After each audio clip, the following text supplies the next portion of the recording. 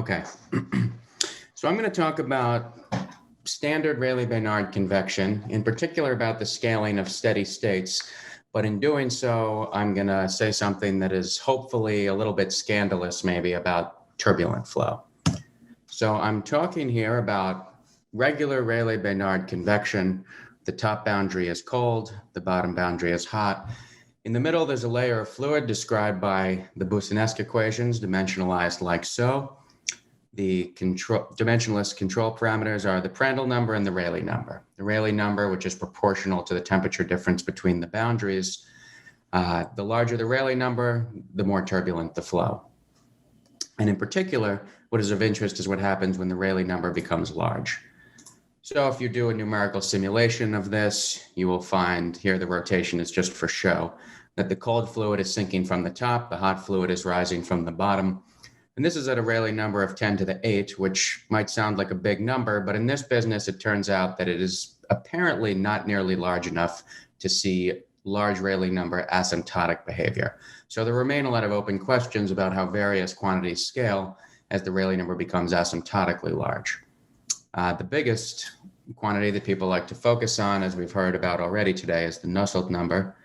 And this is the amplification factor on average by which fluid motion amplifies the transport of heat. So here the angle brackets denote an average over the volume and infinite time. And so you could write this in various ways that you can show to be equivalent from the governing PDEs. In particular, notice that the work performed on the fluid by buoyancy in the infinite time average is balanced by dissipation. This will arise later. So generally speaking, the Nusselt number depends not only on the Rayleigh and Prandtl number, but the particular geometry you select, the particular boundary conditions, and as will be relevant here, even on the initial conditions that you might select.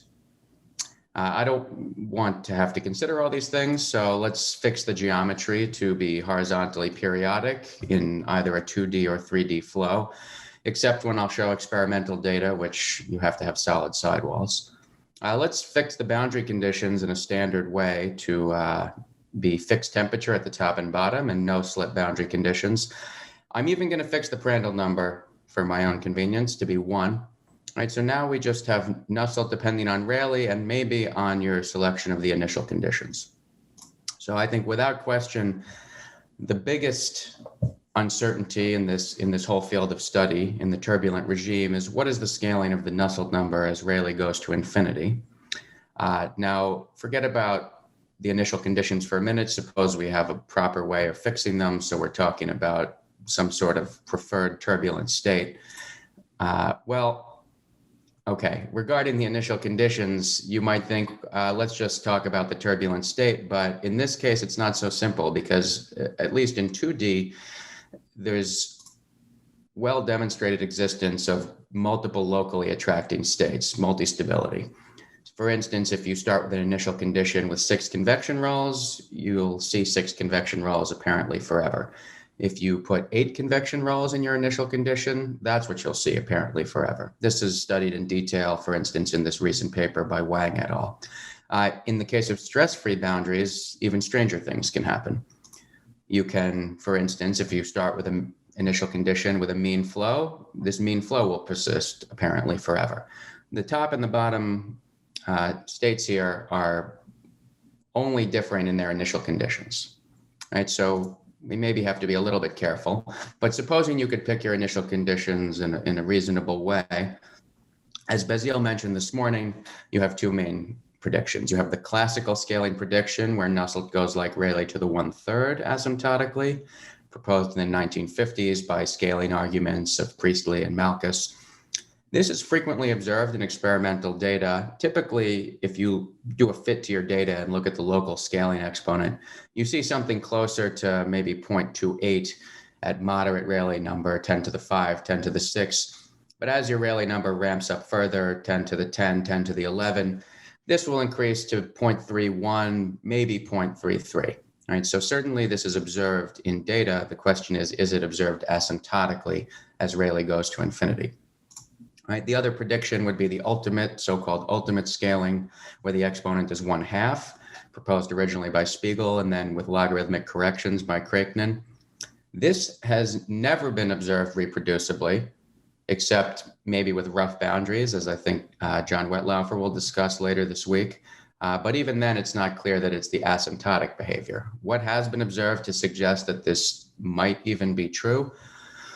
Well, in some data, as the Rayleigh number gets especially large, you see a bit of an uptick in the scaling exponent, perhaps just past 1/3. So, going from 0.33, 0.34, 0.35. And it has been argued by many people that what you're seeing here is the beginning of a transition towards 1/2 that's going to take a very long time to unfold and is perhaps never going to be observed in the laboratory because you need the Rayleigh number to get to 10 to the 20 or something. So I think it remains, to me, a very open question, which one of these is the correct asymptotic scaling, if either one. What does the data say? Well, collecting all data that we could find for Prandtl number that's within a factor of 2 of Prandtl equals 1, and here I'm plotting Nusselt versus Rayleigh on a log-log plot, it looks like this. Right, it's roughly a straight line. It all falls pretty close together. So this looks like a power law with an exponent a little bit smaller than 1/3, and then maybe increasing towards 1/3 at the end. But you really can't pick out fine features of this data plotting Nusselt against Rayleigh. So what I need to look at is the compensated Nusselt number. So let me replot this same data, but I'm going to divide the Nusselt number by Rayleigh to the 1/3 so that this gray dashed line becomes a horizontal line. If I do that, well, here's the 2D DNS data that exists in the literature. The exponent initially is clearly smaller than 1/3 because this line has a negative slope. And then, at least in this one relatively recent study from 2018, it levels off to something near 1/3. This is awaiting independent verification. 3D simulations, the Nusselt number becomes larger than in the 2D simulations, and in the highest Rayleigh number simulations, you get something very, very close to 1/3, this horizontal trend. I should mention that these simulations are in a quite narrow cylinder, and I think Janet Scheel will be talking about this work on Thursday in this workshop. And then let's add the experimental data that falls within this Prandtl number range. We have 3 series of data. Looking at the x's, we have an exponent that's slightly smaller than 1/3, leveling off to about 1/3.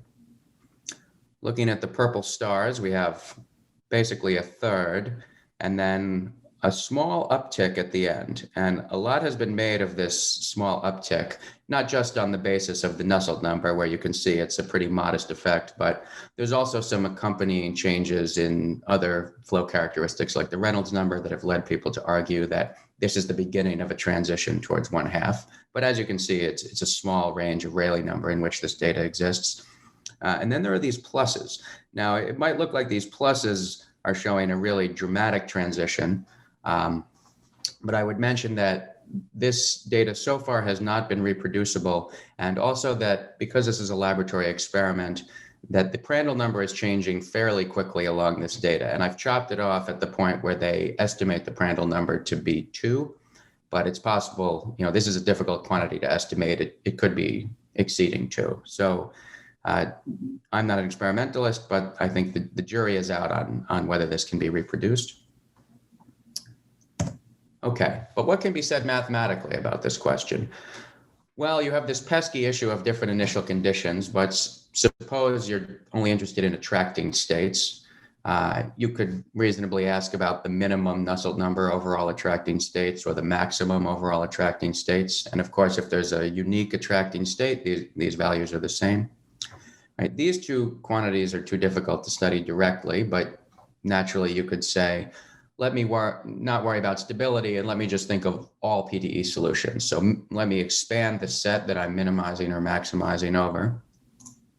Right, so we're bounded below by the minimum over all PDE solutions. Well, that's simply 1 because that minimum is attained by the conductive state, the unstable conductive state, right, where the fluid's not moving. Okay, and we're bounded above by the maximum over all PDE solutions. However, this is still too difficult a quantity to solve. So what has been done in the past is further relaxation, right? Let's expand the set that we're maximizing over to try to get an easier maximization problem. And what are we going to do? We keep the divergence-free condition, we keep the temperature equation, but we drop Navier-Stokes, and instead we keep just one integral relation that is implied by Navier-Stokes.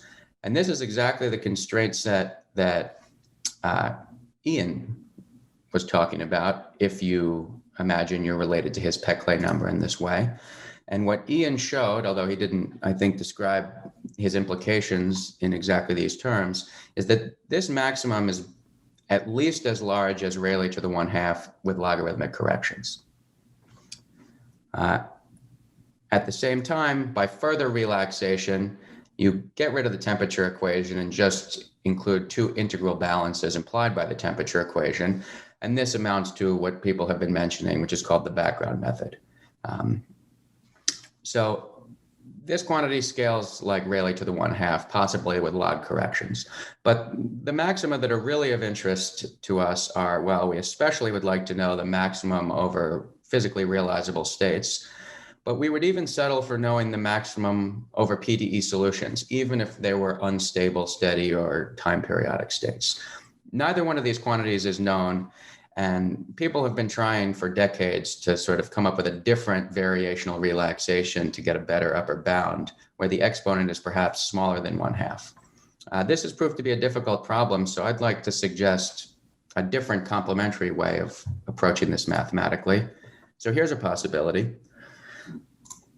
Let me think about the Nusselt number over all steady solutions of the governing PDEs.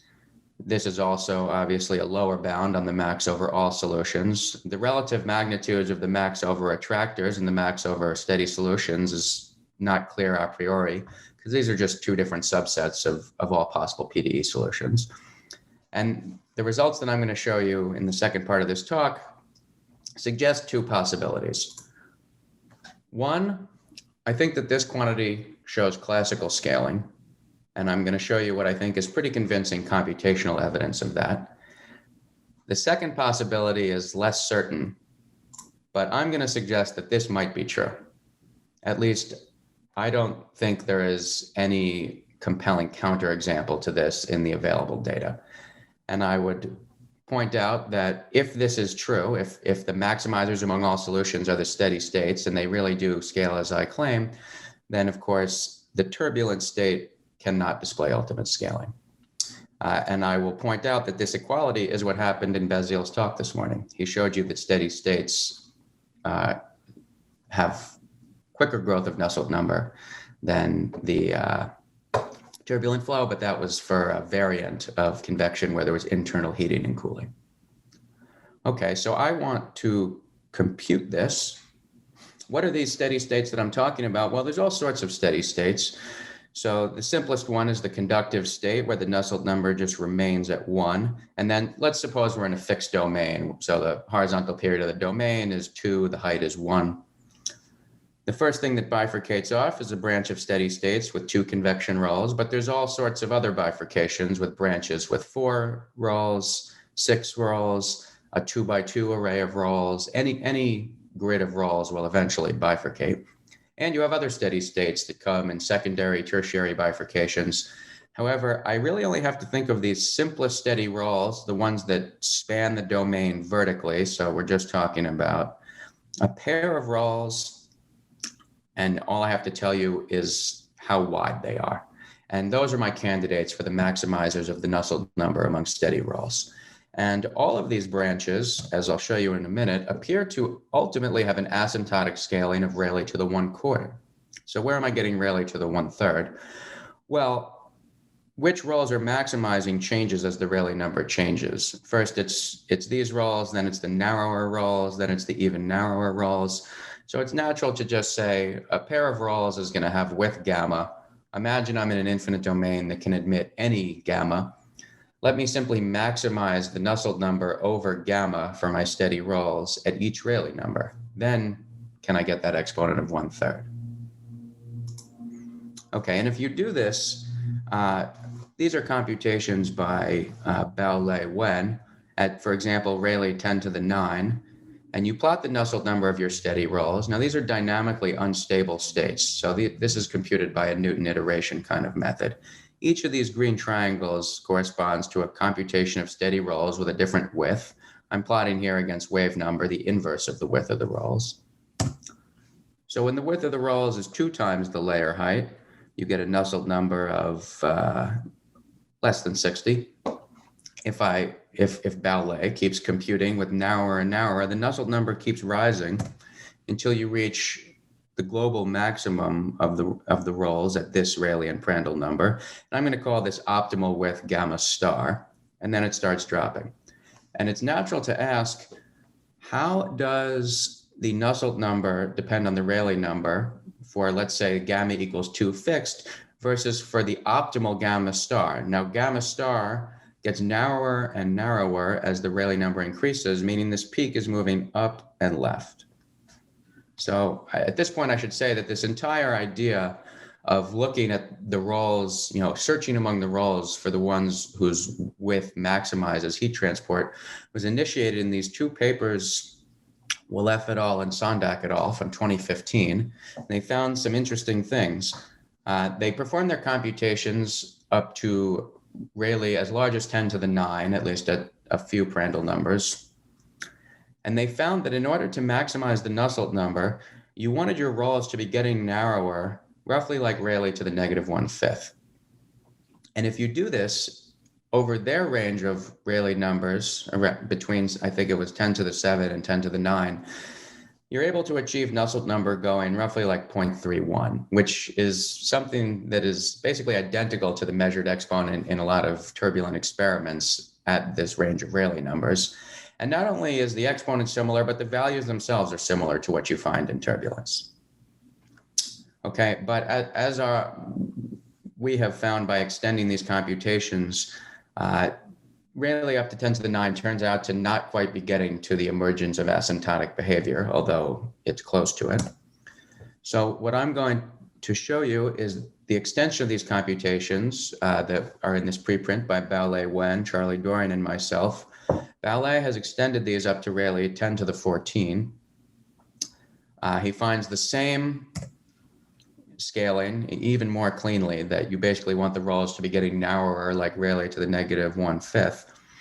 And now it might seem like 0.31 versus 1/3, what's the big deal? But I think the difference is how clean and convincing the exponent is to convince you that this is really the asymptotic behavior. So I'll show you in a minute that this really looks like a very clean 1/3 exponent.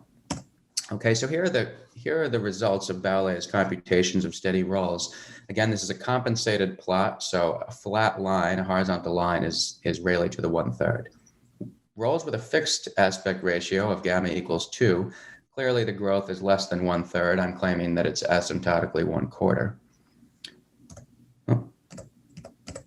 But if you optimize the aspect ratio, you find something that is getting closer and closer to a horizontal line. Now, the previously existing data, including some unpublished data points from Wolef, goes up to almost 10 to the 9. Now, it's just sort of a pure coincidence that their data stops right before there's a subtle but very noticeable transition. And to make these exponents clearer, rather than just plotting the compensated Nusselt number, I should really be looking at the best fit for the local scaling exponent. So if I plot the best fit local scaling exponent, you can see that for the fixed aspect ratio states around 10 to the 9, it's settling in around 1/4. It's a little wiggly because of some numerical conditioning issues. On the other hand, for the rolls that are getting narrower at the optimal rate, the exponent, to my eye, is quite cleanly approaching 1/3. And already by the time we get to 10 to the 14, this local best fit exponent is larger than 0.33. Okay, so this is the evidence for my claim that there are steady states that asymptotically display classical scaling. Now, there's one more thing. In these previous studies, they observed that it's pretty similar to turbulence. And I'm going to say something different, which is that it is similar to turbulence, but it is also strictly larger than turbulence in all the cases that were close enough to be meaningfully comparable. So remember, this was the turbulent data that we looked at before. Now, I will say that the 3D DNS and the experiments are in cylindrical domains. So the steady roll solutions are not exact solutions to the PDEs in those domains. So this is not a perfect comparison. What I would really like to do is compare the steady 2D solutions to 3D DNS in a horizontally periodic domain, or I would like to compare the experimental data in a cylinder to steady solutions in a cylindrical domain. However, this is the best comparison we can make currently. This is what the 2D rolls of fixed aspect ratio do. I think it's pretty clear to see that as the Rayleigh number gets larger, all the time-dependent flows will have more heat transport than the steady rolls of fixed aspect ratio. On the other hand, this is what the steady rolls of optimized aspect ratio do. And as for reasons I explained earlier, because of the quickly increasing Prandtl number, I don't really consider these pluses to be a counterexample to the idea that these steady states have larger heat transport than all known turbulent flows under similar enough conditions. Okay, so in summary, here are some observations based purely on computations of unstable steady states in convection. There exist steady flows that display classical scaling asymptotically as Rayleigh goes to infinity. These flows have larger Nusselt number than comparable turbulence data, albeit in slightly different geometries, because we haven't yet been able to make a perfect comparison. What I've shown so far is for the no-slip case, which is so far published only in this preprint on the archive. But I should tell you that we've also looked at stress-free in this paper, which also includes Greg Chini and a student, Matthew Leduc. And these same two conclusions hold. In this, the difference with stress-free is that you don't have to keep making the rolls narrower and narrower. You can fix any horizontal period you want for your steady rolls. Take Rayleigh to infinity, you get classical scaling. So it's a simpler situation. And in that case, we also, from an earlier paper by Chini and Cox, have a matched asymptotic solution that reflects that 1/3 scaling well. It is also the case, although there's not much simulation data, that stress-free simulations have smaller Nusselt numbers than these steady states do, at least if you pick the width of rolls with the largest Nusselt number. So first of all, there's a sort of straightforward analysis challenge, which is in the no-slip case to do an asymptotic construction of these steady rolls that really does reflect this 1/3 exponent that I'm claiming the numerics show. But this is the more minor challenge, and this one we're already working on. I think that these computational results suggest two challenges that are harder, but also, to me, very tantalizing. The first is to prove or disprove the following. The maximum Nusselt number over all steady solutions is bounded above by Rayleigh to the 1/3, or at least some exponent smaller than 1/2. Right? People have tried to prove upper bounds on Rayleigh-Bénard convection using variational relaxations for several decades.